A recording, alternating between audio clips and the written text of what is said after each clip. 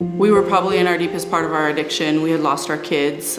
The DEA came in, raided our house. There was so much grief, I would say, in that moment of, I'm never gonna get to see my kids again.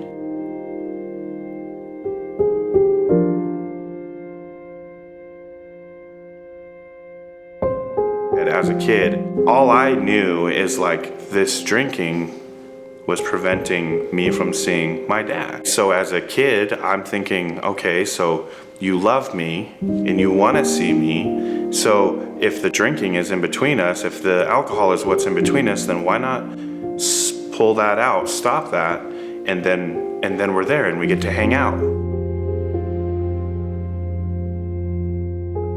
My dad said because they struggled with addiction, and so it was hard for them to be keeping a steady place for us to live. Looking back at that now, realizing what addiction had done in my family, but not feeling like there was something wrong. I felt loved in my family. I felt like we had the things that we needed and we were provided for.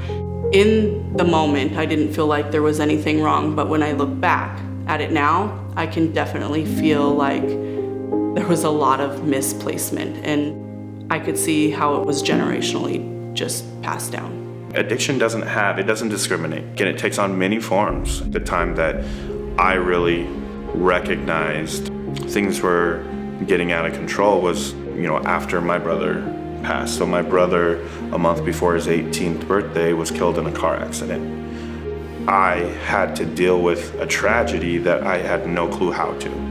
And the only things that I had really known so far was like, well, I can use, and I can drink. And that became my coping mechanism, for the next 15 years. I didn't use while I was in jail.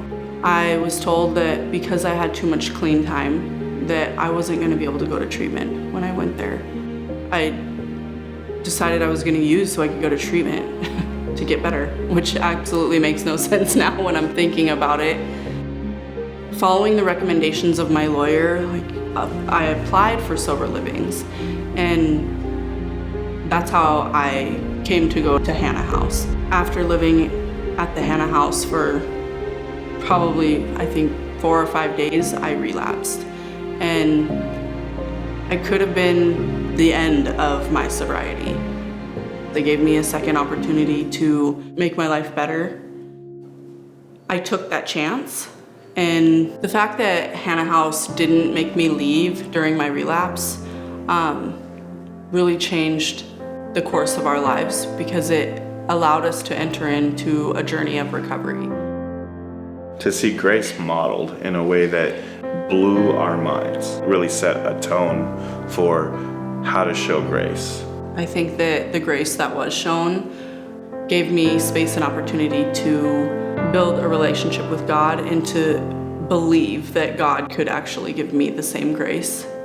I've never seen anybody give me a second chance that was so big yet so small. We've never imagined that we would be where we are today 5 years ago. We have our kids back.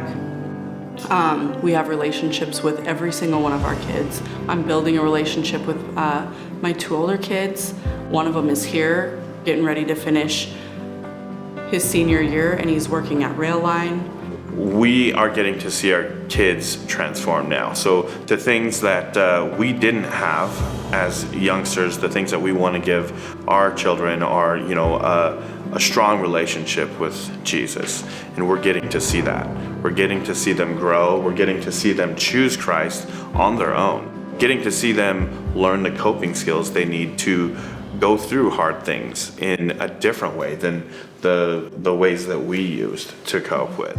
And I think it's part of breaking the generational curse of addiction. So what is the legacy that we're going to leave with our children? It's going to be loving Jesus. It's going to be learning how to move towards hard things.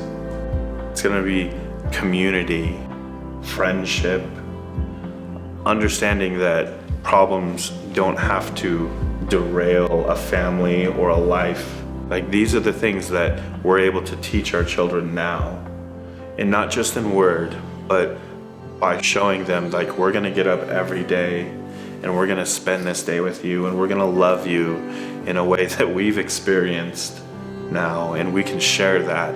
We're gonna do the best we can to give them the tools and love, and of course, above all, Jesus in their hearts, to send them off and be like, do the best you can. We're here for you always, and we love you, and we're sorry for the past, but we don't have to regret it. We can grow from it and know that, like, that was part of our story, and it's God's story we're talking about. So let's use that for our good and His glory.